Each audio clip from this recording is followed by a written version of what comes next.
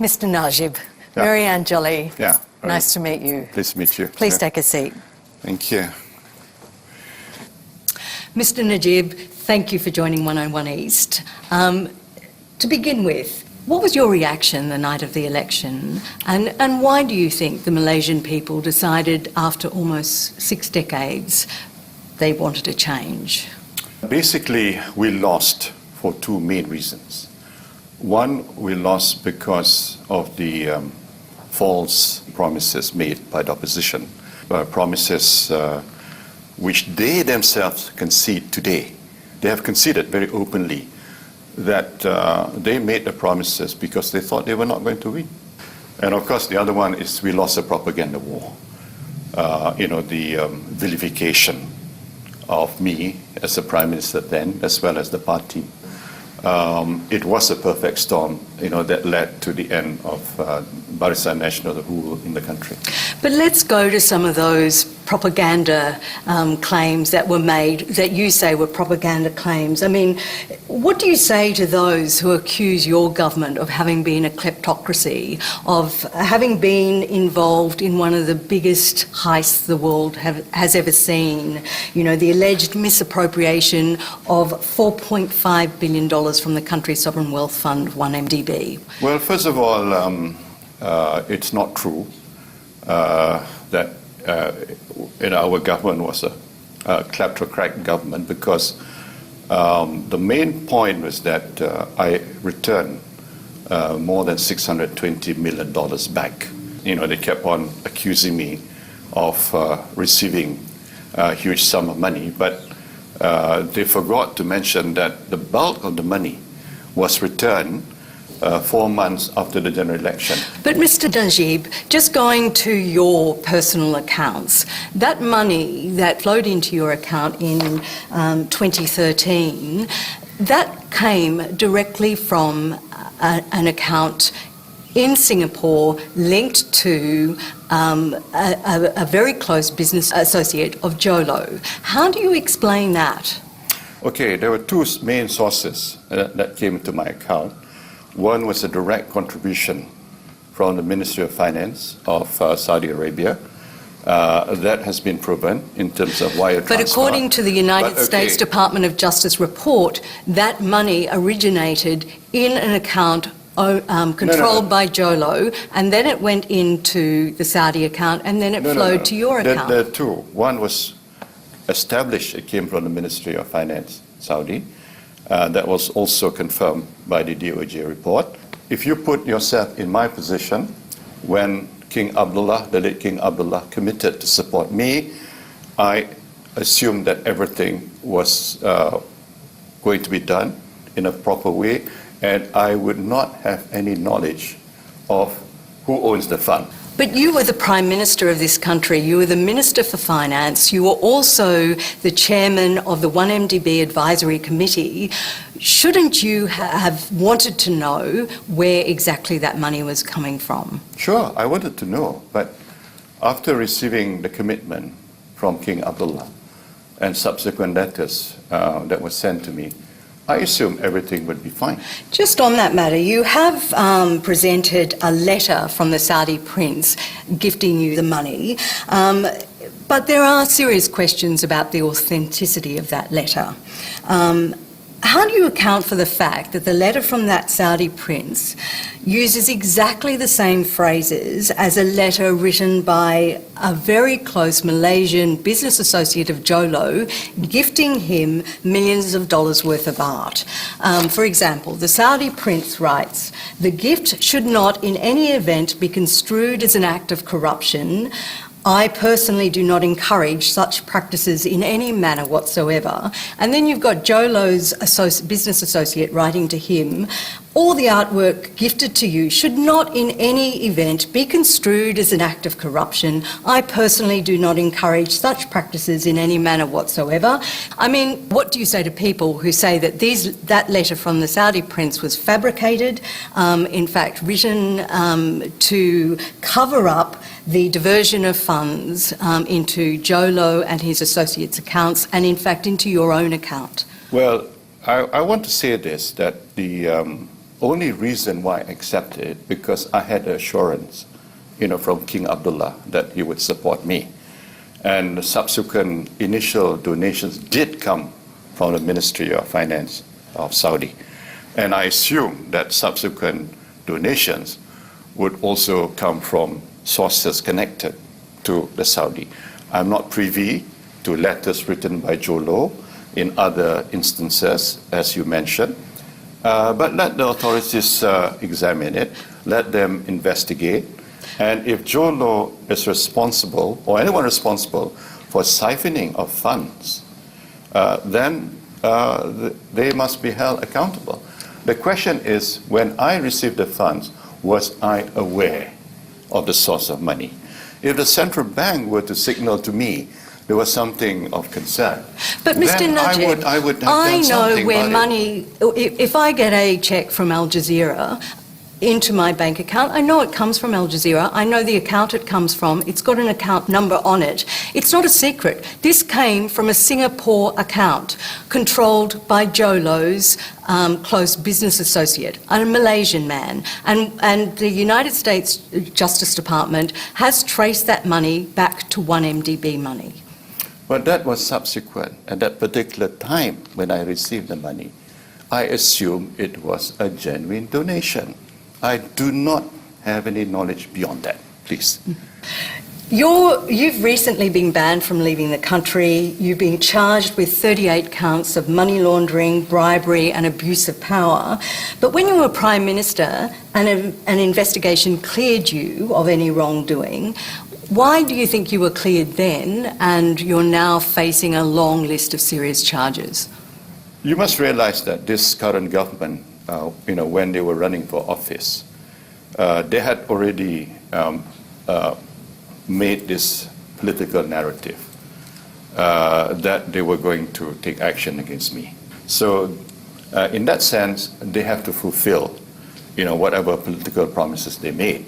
Leveling charges is one thing, but whether the evidence adduced later on will support the charges, that's another matter. So tell me, what was your relationship with Jolo? My relationship with Jolo was on the basis that he was going to promote, investment from, the Middle East that will help us ensure that we can achieve a good strategic relationship with certain key countries. And he was very close to the royal families, particularly in UAE as well as in Saudi. So I saw him as creating value, that could help us. That was the main reason. But there are 6 investigations going on around the world into corruption related to 1MDB.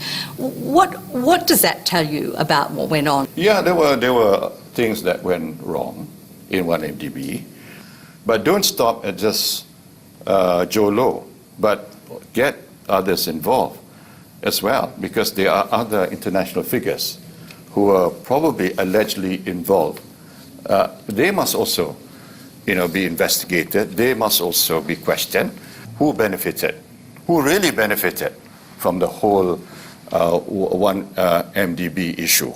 This is what I would like to know too.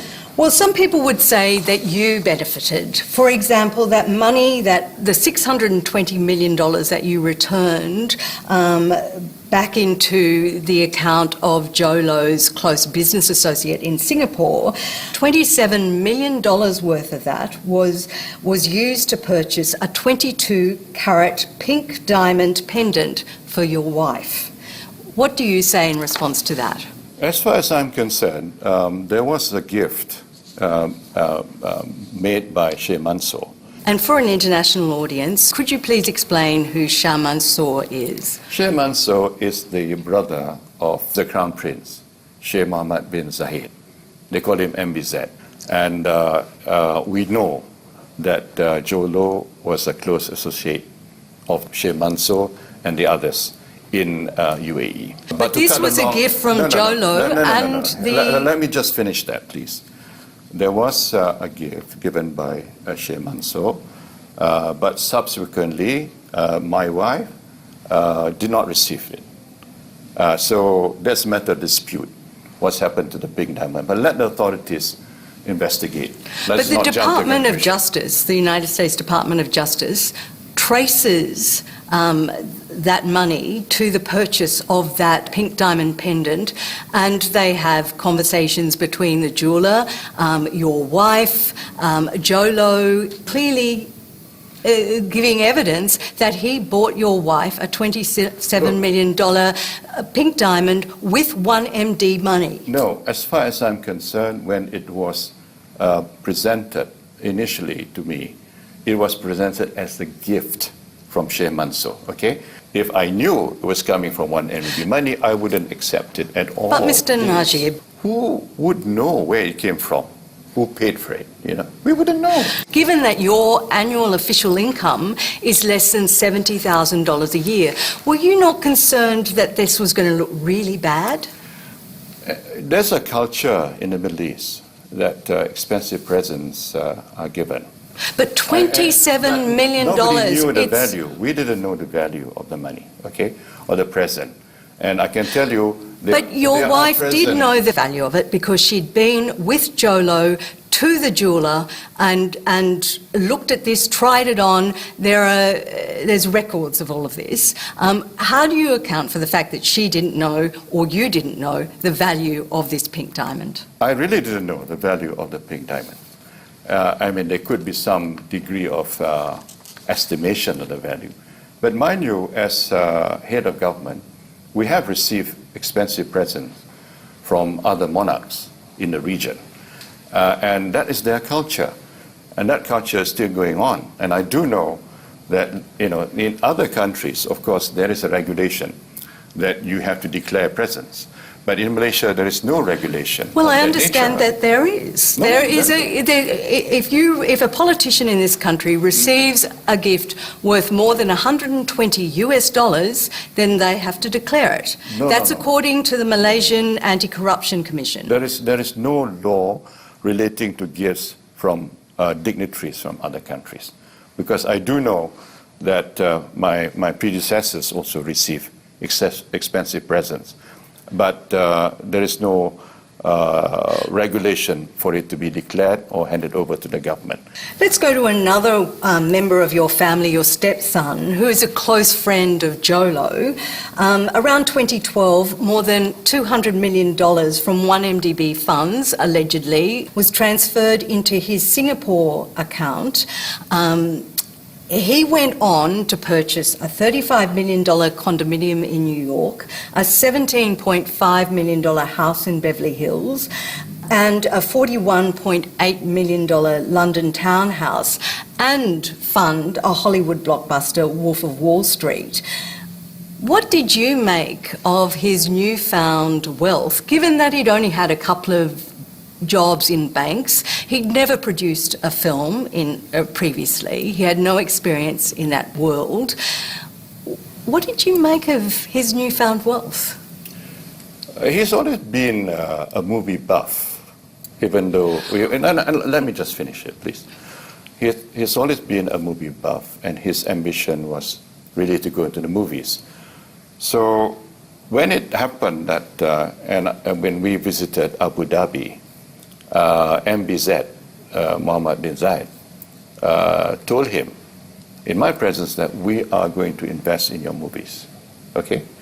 So we assume that whatever investment is going to come from Abu Dhabi. So as far as I'm concerned, it was a commercial arrangement. Yes, but I mean, he's bought how many, like almost $100 million worth of property around the world.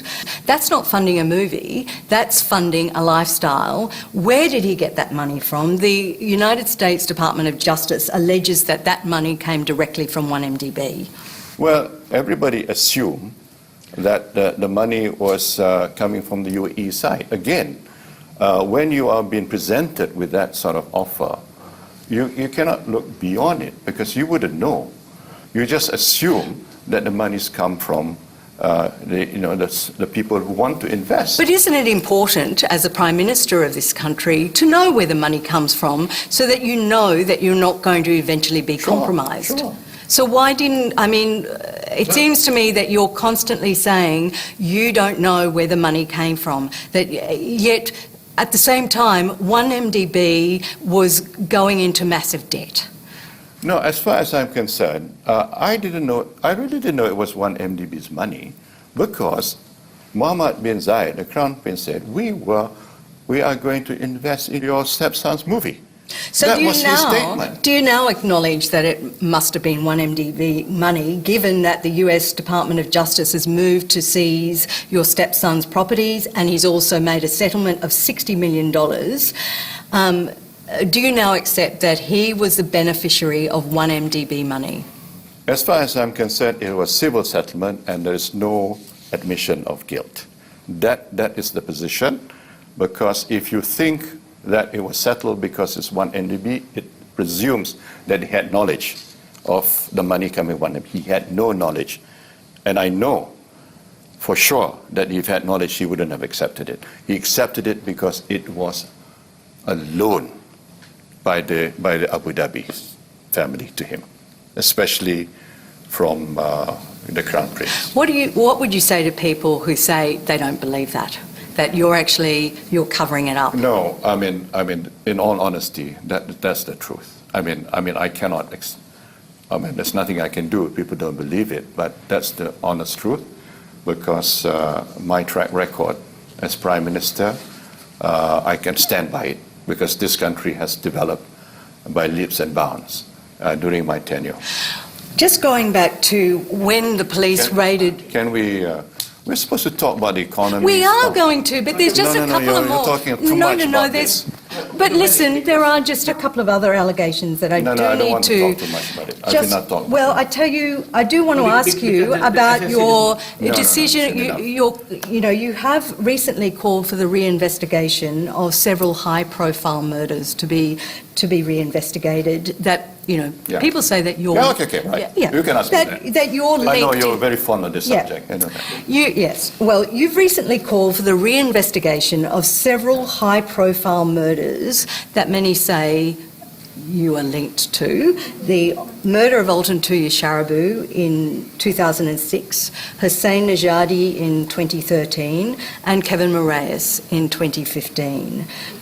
Why didn't you reopen those cases when you were Prime Minister? Put it this way, it went through the courts. In the case of Alton Tuya, went through the court at the highest level, the federal court. So I have been cleared entirely by this legal process, and if you ask the then Chief Police of Malaysia, he will testify, he will verify that I had no involvement whatsoever. I was deported from Malaysia in June 2015 while filming a story about the murder of Alton Tuya Sharibu. Why did you have me deported from this country? We deported you. You're a nuisance. Because as far as I'm concerned, making lies, fabricating lies, is not something that we want to tolerate in this country. But I wasn't fabricating lies. No. I was actually seeking an interview with you. I have no political agenda in this country. I was just trying to understand what the truth was. The way you've been asking is as though in your mind I was already involved. Not at all. I was saying to you, nothing to do with Alton Tuya. Nothing. So just because I was filming a story about Alton Tuya's murder in this country, that was the reason to deport me. That was decided by the authorities. They don't want things to be stirred up in this country. I leave it to them. We understand that directive came directly from the Prime Minister's office, your office. Well, I'm not party to the decision, but as far as I'm concerned, I am totally innocent of the Alton Tuya case. Absolutely. The 1MDB Can we go to the economy, please? Well, look, you've spent so much of this time. Otherwise, I'm going to walk out. Okay, just one thing. No more, please. Many people say... No more, all right? Okay. That's it. Listen, done. okay. If you want to talk about economy, I'll sit down. Well, we can talk about... Come on, you're not being fair to me. If you want to ask about the economy, what you are facing serious charges in this country, and people... Look, I've done my part. No, I'm not going to stand anymore. If you want to ask about the economy, I'll talk to you. Okay, we'll ask about... Let's talk, given what's happened to you, let's talk about your legacy Okay, we'll as talk Prime about the Minister. legacy. I'm fine. That's the last question. Okay. We'll talk about the legacy. Yeah. What do you consider to be your legacy as Prime Minister of Malaysia? I have steered the progress of this country. I'm very proud of my achievement, my government's achievement.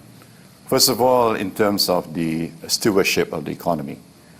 For 6 years, we exceeded the growth of the 4 so-called Asian tigers: Korea, Taiwan, Japan, and Singapore. I'm proud of the achievements that I've achieved. How do you feel about the fact that the 1MDB scandal has stained that legacy to a certain extent? I regret, and I wish there was no 1MDB issue whatsoever. Jolo. Thank you. Oh, Thank no, you. no. Thank you. Can I just ask you about Jolo? Because it is important. No, it's enough. It It's is. enough. Why do You're you coming think back he? to Jolo? No. Why? No. Just you. He's. thank you. Yes, enough. But Mr. Najib, it is important because people are asking. He has been charged with money laundering and he's evading arrest. You're facing arrest. He's not. I think it's really important that you talk about how you feel about that. No, I mean, let them take action against Joe Low. I mean, I'm not in the government now. Let the government pursue him. That's as far as I'm concerned. Yeah, but why do you think he is evading arrest? He Yeah, I mean, hasn't you have to spoken ask- out in Should support ask of me. you, I am not in touch with him anymore. but he hasn't spoken out in support of you. Please follow him. Please follow up with him. You want us to follow up with him? Well, do whatever you need to do. Do you blame him for any of this? Look, as I said, my position is clear. A lot of things still going to court, so I think it's better. Yeah, let the process of law take its course. I think Let better. it take its course. Because a lot of things. When was the last time you Okay, communicated? it's enough. Thank you. Okay. Thank you. Thank you. Thank you, Mr. Najib. Thank you.